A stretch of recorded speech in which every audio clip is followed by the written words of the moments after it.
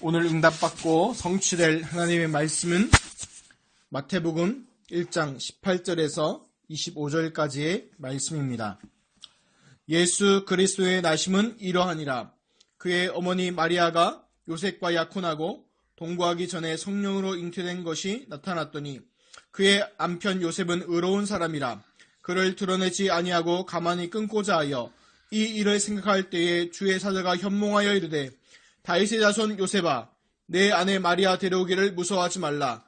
그에게 잉태된 자는 성령으로 된 것이라. 아들을 낳으리니 이름을 예수라 하라.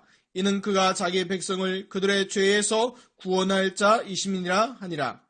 이 모든 일이 된 것은 주께서 선지자로 하신 말씀을 이루려 하심이니 이르시되 보라 처녀가 잉태하여 아들을 낳을 것이요 그의 이름은 임마누엘이라 하리라 하셨으니 이를 번역한즉 하나님이 우리와 함께 계시다 함이라. 요셉이 잠에서 깨어 일어나 주의 사자의 분부대로 행하여 그의 아내를 데려왔으나 아들을 낳기까지는 동침하지 아니하더니 낳음에 이름을 예수라 하니라. 아멘. 읽어드린 말씀으로 아들을 낳으니 예수라 하라는 말씀으로 함께 은혜하도록 하겠습니다. 다 같이 신앙을 보겠습니다. 주는 그리스도시요 살아계신 하나님의 아들이시니이다. 아멘. 우리 다 함께 인사해 봅시다. 메리 크리스마스. 메리 크리스마스. 지금 미국에서는요, 이 메리 크리스마스 때문에 좀 시끌시끌하다고 합니다. 왜냐하면 그 전에 오바마 정부에서는 처음에는 메리 크리스마스와 해피 할리데이를 섞어 쓰다가 나중에는 해피 할리데이란 말만 썼죠. 번역하면 뭐예요? 성탄을 기념합시다. 성탄을 기념합니다. 그리스도의 나신 걸 기념합니다. 이런 말 하다가 갑자기 뭘로 바뀐 거예요? 즐거운 휴일 보내세요. 이걸 바뀐 거예요. 그런데 이제 트럼프가 대통령 당선자 되고 나서 대놓고 얘기하고 다닌다는 거예요. 메리 크리스마스. 우리가 메리 크리스마스 못할 이유가 없다 하면서 했는 거예요. 근데 문제는 이제 시비 거는 사람들은 거기에 이제 그거 갖고 아니라 정치를 가지고 거기에 파고든다 이러면서 시비가 된답니다. 그런데 저는 얘기하고 싶은 게 하나님께서 트럼프를 대통령으로 또 당선자로 세운 이유가 있다고 생각합니다. 그 이유가 뭐냐면 복음 때문에 이 복음 때문에 떠나서 세운 나라가 미국인데 그거를 복음을 이제 놓치고 완전 정체성을 놓치니까 하나님께서 트럼프를 통해서 미국의 정체성을 다시 한번 세우지 않나 이런 생각을 해봅니다. 근데 여러분 성탄절, 우리로는 성탄절에 돼 있죠. 거룩한 분이 태어나신 날, 이 뜻이에요. 한문으로는. 근데 영어가 더 맞죠. 크리스마스. 크리스마스는 무슨 날입니까? 어떤 분은 그러더라고요. 예수님 생일이요. 예수님 태어나신 날이라고 그러더라고요. 맞아요? 틀려요? 당연히 틀리죠. 그러니까 크리스마스 성탄절은 어떤 날이에요? 예수님께서 이 땅에 그리스도 오신 것을 기념하는 날이죠. 무슨 말인지 알겠습니까? 예수님이 태어난 시기를 따지면 1월달이래요. 1월달 언저리래요. 왔다 갔다 며칠. 이유가 뭐냐면 옛날에는 정확한 연도나 날짜가 이게 없어요. 그러다 보니까 오차가 있을 수밖에 없었죠. 근데 왜 12월 25일이 됐냐? 그거는 천주교 잘못이에요. 초대교회 기독교가 로마가 이제 자기 기독교로 정교로 삼으면서 국교로 삼으면서 뭐하고 합쳐져 버렸어요? 기독교하고 로마 고유의 그 우상 숭배하던 신하고 태양신 숨기는 거하고 합쳐졌어요. 그 12월 25일은 원래는 그 전엔 뭐였어요? 태양신의 축제일이었어요. 근데 그게 이제 합쳐지다 보니까 그렇게 된 거예요. 그래서 천주교는 뭐예요? 이방 종교 혼합 종교예요. 알겠습니까? 역사적으로 그래요. 기독교에서는 개신교에서는 그렇게 얘기해요. 근데 천주교에서는 반대로 우리가 장자고 니네는 저거다 얘기하는데 뭐 종교싸움 하자는 얘기는 아니고 그래서 중요한 건 뭐냐면 성탄절은 그럼 뭐 태양신의 생일이다 이게 아니라 그리스도께서 이 땅에 태어나신 것을 기념하는 날이라는 것. 그거 기억하기 바랍니다. 그래서 메리 기억하다 축하하다 뭐 이런 뜻이고 그리스도 마스 기념하는 그런 것 뜻이에요. 무슨 말인지 알겠습니까? 그래서 성탄절 크리스마스는 그리스도께서 이 땅에 오신 날을 기념한다는 것 기억하기 바랍니다. 자, 근데 중요한 건 뭐냐면 그거예요. 그럼 2000년 오신 그 그리스도와 지금 나와는 무슨 상관이 있냐는 거예요. 중요한 건 이거예요. 그 그리스도가 나와 무슨 상관이 있느냐. 이게 너무 중요한 거예요. 다른 말로 하면 지금 내가 겪고 있는 문제에 대해서 어떤 답이 되냐는 거예요. 내가 겪고 있고 지금 당하고 있는 문제, 질병, 사건에 대한 그리스도에 대한 답. 오늘요, 말씀 보면 요셉이 나옵니다. 이따가 얘기하겠지만 요셉이요, 큰 문제가 왔어요. 뭐냐면 요셉이 이제 결혼을 하려고 그래요. 그래서 결혼 정년이가 돼서 정혼을 했어요. 약혼을 했단 말이에요. 그런데 약혼을 했는데 오 마이 갓, 이 약혼한 마리아의 배가 불러오기 시작하는 거예요. 그러니까 이제 요셉이 고민하는 거죠. 어떻게 할 것이냐. 심각한 고민이에요.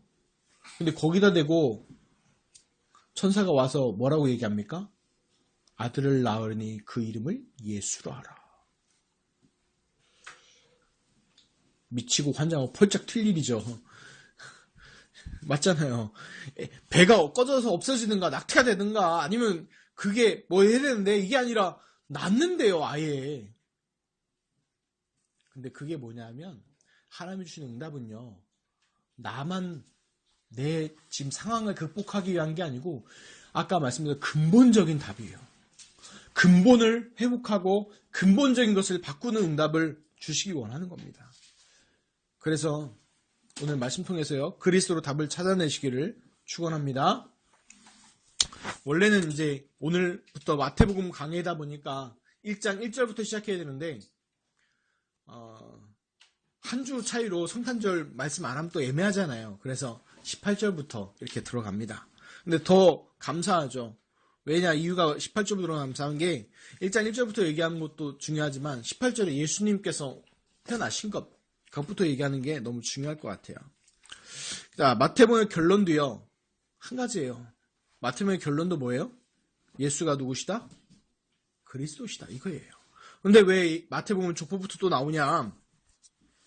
그거는 예수님께서 구약에 예언되고 오시기로 한 메시아 그리스도시다. 이것이 마태복음 결론이고 그 주장이에요. 그래서 족보부터 나오는 거예요. 왜 족보부터 나오냐? 이 마태복음은 좀 저자가 정해져 있어요. 이방인들한테도 있지만 불신자가 아니라 예수를 그리스도 믿은 이방인들도 있지만 대상이 정해져 있어요. 유대인들이요. 유대인들 중에서 예수를 그리스도 믿는 사람들한테 전해진 거기 때문에 족보가 굉장히 중요해요. 유대인들은 이 족보가 굉장히 중요합니다. 왜 그럴까요? 아브라함에 주셨던 말씀이 있어요. 내 씨를 통하여 만민이 복을 받게 될 것이다. 그리고 분명히 아담한테도 뭐라고 주셨어요? 여자의 후손이라는 언약을 주셨어요. 그 혈통과 그 내려가는 그거에 대해서 굉장히 중요시 여깁니다. 그래서 뭐가 중요하게 여겨요? 족보가 중요해요. 그래서 얘기하는 거예요. 예수님은 누구시다? 왕이시다. 이 얘기예요. 결국은 뭐예요? 예수님 누구다? 그리스도다. 이 얘기예요. 그래서 그렇게 얘기 시작합니다. 그러니까 족보에 대해서는 다음 주에 자세히 하기라고 말씀 보겠습니다. 18절, 19절입니다. 같이 말씀 봅니다. 예수 그리스도의 나심은 이러하니라. 그의 어머니 마리아가 요셉과 약혼하고 동거하기 전에 성령으로 잉태된 것이 나타났더니 그의 남편 요셉은 의로운 사람이라 그를 드러내지 아니하고 가만히 끊고자 하여. 아멘. 예수 그리스도의 나심은 이러하니라 하면서 간단하게 얘기합니다. 왜 뭐라고 얘기하는 거냐면 그냥 태어나신 것이 아니라 예수님께서 구약에 예언되신 그 그리스도로 오신 것을 증거하고 분명하게 선포하는 거예요. 하나 봐야 될 게 있습니다. 그 유대인들의 결혼 풍습이 있어요. 그냥 마음 맞아서 바로 결혼하는 게 아니에요. 약혼을 해요. 약혼을 하고 그 1년 뒤쯤에 이제 신부 집에 가서 신부를 데리고 신랑 집으로 와요. 그게 결혼식이에요. 그래서 결혼식을요, 하루만 하는 게 아니라 며칠 동안 축제를 해요. 그게. 그래서 요한복음에도 보면 예수님 그 가나안 혼인잔치 나오잖아요. 그게 하루에 있는 얘기가 아니에요. 며칠 동안 하는 거예요. 그러니까 뭐가 떨어져요? 포도주가 떨어질 정도로. 그 정도로 오래 축제를 하는 거예요. 그런데 문제는 그 남편하고 부인을 여기는 거 언제부터 여기냐 하면 약혼을 하면 그때부터 남편, 부인이에요. 근데 단 육체관계는 갖지 않고 아직까지 같이 살진 않고. 그런데 이제 뭐예요? 마리아가 성령을 통해서 잉태됐어요. 그거를 이제 누가복음 1장 26절, 38절에 보면 이제 마리아가 수태고지라고 그러죠. 그러니까 성령을 통해서 잉태하게 된 걸 알게 되는 거죠. 근데 이제 오늘 이 말씀이요. 사람들이 그리스 로마 신화에 보면 신이 나름 신이라고 해야 제우스 로마 신화나 이런 거 보면 그리스 신화에 보면 신이 이제 인간의 형상을 해가지고 이제 육체를 가지고 관계를 갖잖아요. 그런 걸 착각하는 거예요. 그런데 그게 아닙니다. 성경에서 말하는 성령을 통해 잉태되는 건요. 하나님의 권능과 그 능력으로 나타나는 거지 그 오해하는 게 아닙니다. 그렇게 오해하는 게 아니에요. 창조주 하나님의 권능이 성령의 역사를 통해서 나타난 거지. 그래서 뭐라고 합니까? 잉태된 것이 나타났더니 돼 있잖아요. 그러니까 뭐냐면 범죄 사실이 발견된 것처럼 그런 것이 아니라 성령의 역사로 되어졌다는 것이 분명해졌다는 그런 의미입니다. 그래서 요셉은요. 그래서 갈등이 시작되는 거예요. 이제 어떻게 할 것인가. 쉬운 말로 내적 갈등가 있다가 그냥 우리 한국말로 보면 그냥 요셉 별 걱정 없었나 본데 원어로 보면요. 요셉이 심각한 내적 갈등을 겪습니다. 그냥 얘기하는 게 아니라. 그래서 요셉이 의로운 사람이라 가만히 끊고자 했다 그러잖아요. 요셉이 의로운 사람이라 여러 가지 뜻이 있는데 중요한 건 뭐냐면 율법에서는 뭐라고 얘기했어요? 정혼한 사람이 만약에 남편 이해에 통해서 애를 가지면요 돌로 쳐 죽이라고 그랬어요. 그러니까 요셉이 얼마든지 공론화시켜서 마리아를 돌로 쳐 죽일 수 있었는데 그러지 않았다는 거예요. 그런데 요셉이 수많은 갈등이 있었겠죠. 지금 자기 결혼하려고 하는데 이제 결혼 날짜만 기다리고 있는데 자기 신부 될 사람이 애를 가졌다고 하니까 얼마나 고민이 심하겠습니까? 요셉이요. 지금 우리로 얘기하면 그렇게 이야기할 수 있겠죠. 나름 하나님 섬기고 하나님 따라가고 한다는데 내 문제가 계속 와요. 끊이지 않고 와. 이 문제가 너무 괴로워. 그럴 수도 있겠죠. 거기에 대한 오늘 하나님의 답, 그 답이 20절, 21절입니다. 보겠습니다. 성경. 이 일을 생각할 때에 주의 사자가 현몽하여 이르되 다윗의 자손 요셉아 내 아내 마리아 데려오기를 무서워하지 말라. 그에게 잉태된 자는 성령으로 된 것이라. 아들을 낳으리니 그 이름을 예수라 하라. 이는 그가 자기 백성을 그들의 죄에서 구원할 자이심이라 하니라. 아멘. 왜 수많은 내적 갈등이 있었다고 얘기를 하냐? 목사님 그 엄겨 짚은 거 아닙니까? 아니요. 이 일을 생각할 때에 또 데려오기를 무서워하지 이 말이 뭐냐면요.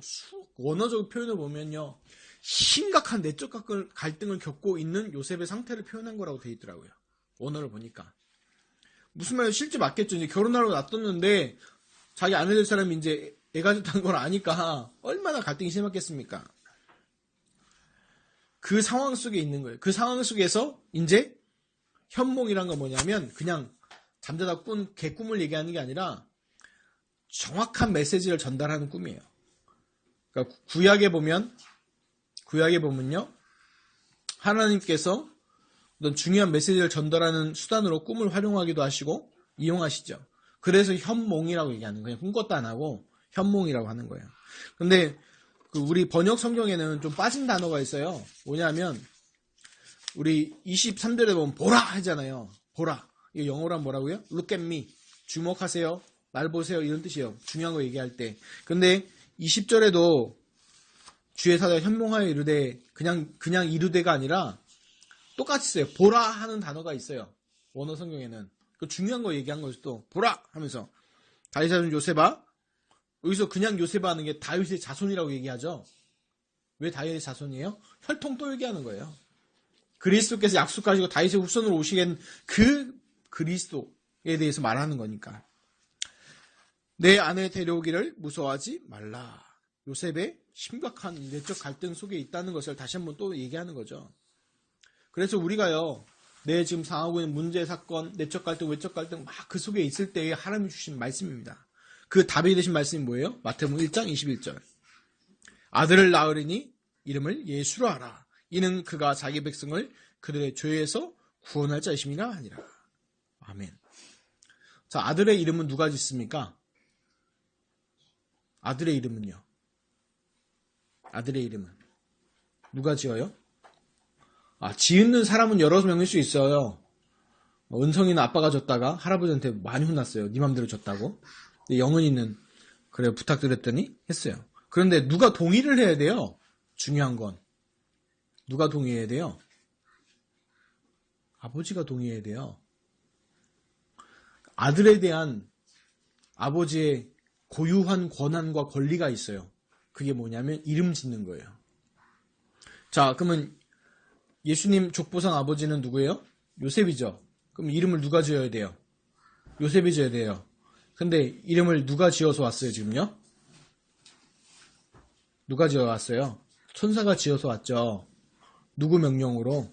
하나님 명령으로. 결국 이 꼴은 뭔 뜻이에요? 누구 아들이라는 거예요? 하나님의 아들이라는 뜻이죠. 이해하십니까? 그 이름 짓는 의미에 대해서? 이해하시겠어요? 그 의미예요. 또 두 번째, 예수 이름의 뜻이 있습니다. 그 뜻이 뭐라고요? 21절에 보니까 구원자라는 뜻이죠. 그래서 여러분 기억할 게 있어요. 예수라는 말이요. 그게 히브리어를 헬라어로 표현할 때 예수라고 써요. 그러면 히브리어로 뭡니까? 라고 얘기하면 여러분이 잘 아는 여호수아, 예슈아가 예수라는 뜻이에요. 똑같아요. 그러면 예수를 영어로 쓰면 뭘까요? 지저스예요. 아니 뭐 이렇게 바뀌어갈 수 있습니까? 근데 헬라어나 영어로 써놓으면요 비슷해요. 왜냐? J라는 발음이 쓸 때는 J가 헬라어를 읽을 때 뭘로 읽혀요? 동그라미 읽혀요. 이응으로 읽혀요. 그러니까 뭐예요? 예슈하고 영어로 읽을 때는 J가 뭘로 읽혀요? J로 그대로 읽히죠. 그러니까 지저스가 되는 거예요. 그러니까 같은 뜻이에요. 그래서 예수의 뜻은 구원자. 그럼 세 번째 또 하나 있어요. 자기 백성을 저희 죄에서 구원할 자라 하는데 자기 백성이 있다는 얘기는 뭐예요? 자기 백성이 있다는 얘기는 뭐예요? 왕이란 얘기죠. 예수는 태어날 때부터 뭐로 태어났다는 얘기예요? 왕으로 태어났다는 얘기예요. 그걸 얘기하는 의미 있습니다. 그래서 동방박사 3명이 와서 경배하고 예배할 때도 뭐예요? 황금과 모략과 유황을 드리죠. 그게 선지자, 제사장, 왕을 상징한다고 그랬잖아요. 그래서 삼중직에 대해서 얘기하고 있는 거예요. 처음부터. 그래서 중요한 게 뭐냐?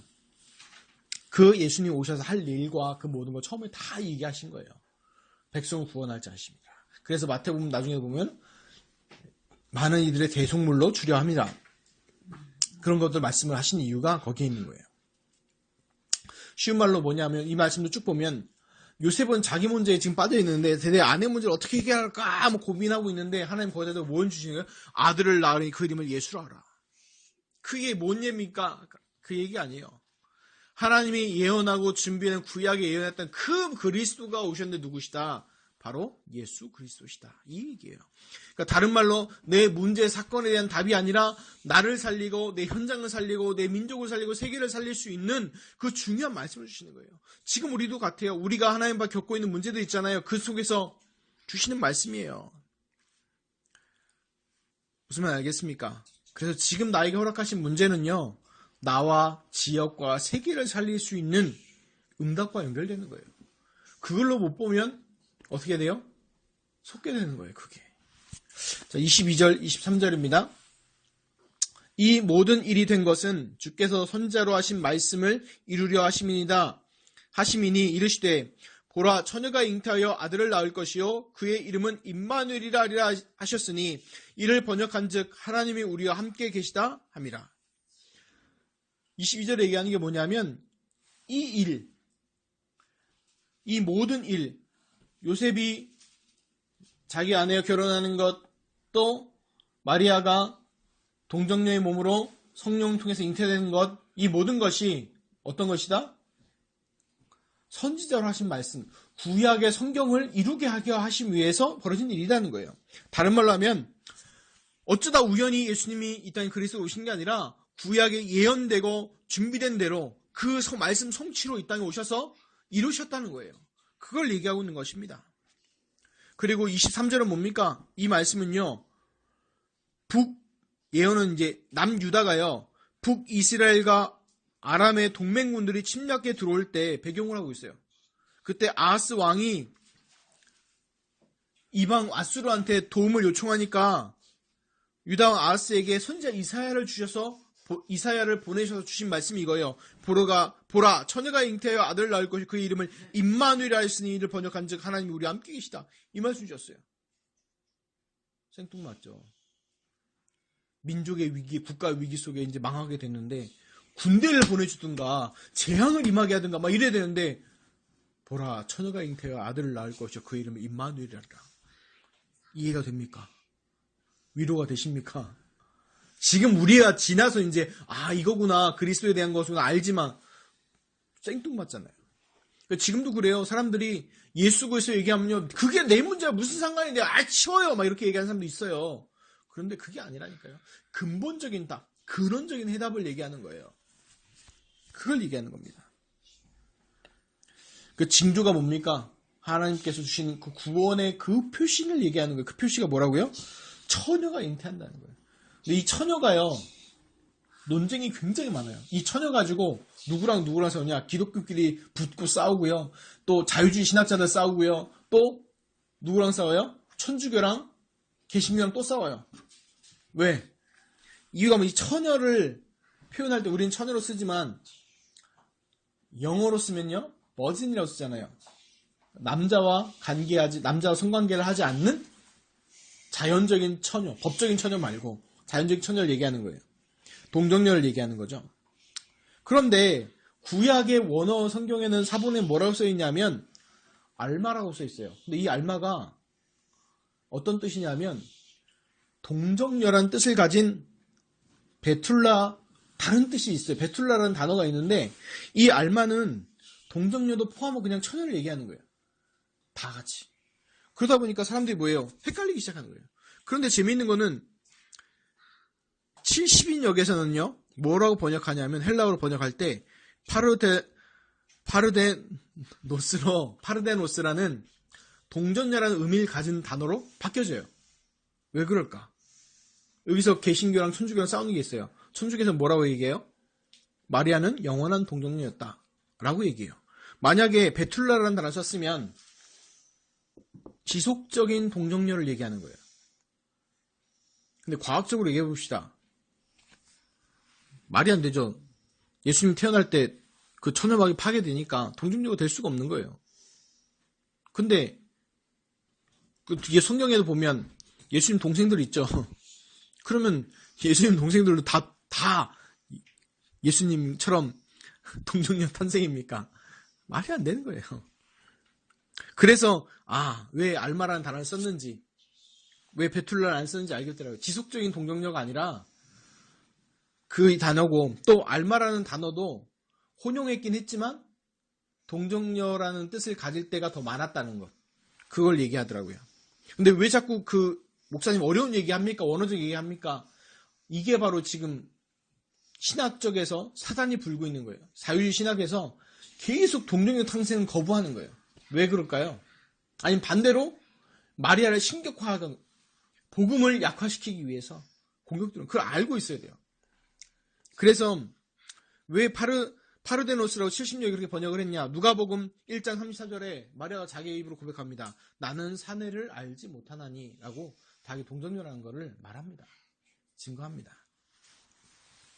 근데 왜 동정녀가 왜 중요하냐? 만약에 사람을 통해 났다면 예수님은요, 십자가에 죽어도 의미가 없어요.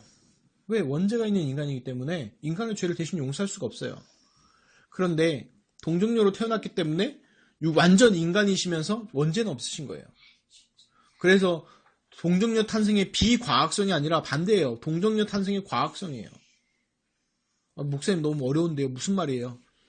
여러분들이 좀 지나면 알겠지만 쉬운 말로 태반에 들어있는 아기의 그 태아의 피와 엄마의 피가 섞입니까? 안 섞여요. 쉬운 우리 집만 봐도 그렇잖아요. 우리 집은 엄마 아빠 다 피가 다르죠. 혈액형이 다 달라요. 그쵸? 엄마는 B형, 아빠는 A형. 우리 집에 A형, B형 아무도 없죠. 다 A, B형, O형이잖아요. 그렇잖아요. 혈액형이 다르다니까요. 섞일 수가 없어요. 동정녀 탄생의 과학성. 왜? 십자가에서 죽으셔야 되기 때문에. 원죄 없이 태어나야 되기 때문에. 또 인간의 죄를 용서해 주기 때문에 인간이셔야 돼요. 신학적으로 이렇게 얘기하면 너무 힘든데 그게 아니라 중요한 건 뭐예요? 구약에 예언된 대로 예수님이 이 땅에 오셔서 그것을 이루셨다는 겁니다. 그래서 중요한 건 뭐냐면 하나님께서 우리와 함께 계신 방법이에요. 어떻게 함께 계십니까? 예수 그리스도로 우리와 함께 계신 줄 믿습니다. 24절, 25절 봅니다. 요셉이 잠에서 깨어 일어나 주의 사자의 분부대로 행하여 그의 아내를 데려왔으나 아들을 낳기까지 동침하지 아니하더니 나음의 이름을 예수라 하니라. 아멘. 예수님 아버지, 족보상의 아버지 요셉은 즉각적인 순종의 모습을 보이죠. 그래서 여기서 또 오해하는 사람이 있어요. 봐라, 이 요셉처럼 즉각적으로 순종해야 된다. 그러면서 우와 막 이렇게 하는 사람이 있는데요. 강조되는 것은 요셉이 강조되면 당연히 안 되죠. 성경도 잘 읽어야 됩니다. 마음대로 해석하고 마음대로 읽는 게 아니에요. 그래서 자꾸 자유주의 신학 이상한 사람들이 나오는데 우리가 봐야 될 건 뭘 봐야 돼요? 요셉의 모습과 행태, 물론 참고는 해야겠죠. 근데 그게 중요해요. 우리가 정말 붙잡을 것은요. 요셉이 들은 말씀과 요셉이 붙잡은 말씀이에요. 왜? 왜 요셉이 즉각적으로 순장했을까요? 들은 말씀과 그 말씀도 있기 때문에 뭐가 생겼어요? 믿음이 있으니까 한 거잖아요. 그게 성령의 인도지만.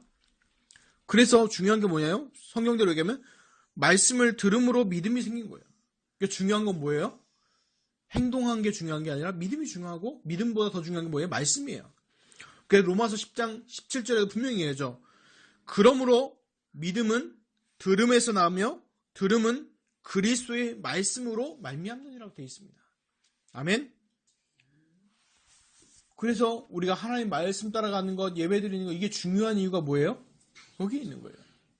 말씀입니까? 요셉의 행동이 중요한 게 아니에요. 그래서 말씀 따라가시기를 예수 그리스도를 축원합니다. 결론입니다. 우리가 성탄절 크리스마스에 붙잡을 말씀 뭐냐? 다른 게 아니에요. 그냥 이해하지 못하는 게 하나 있어요.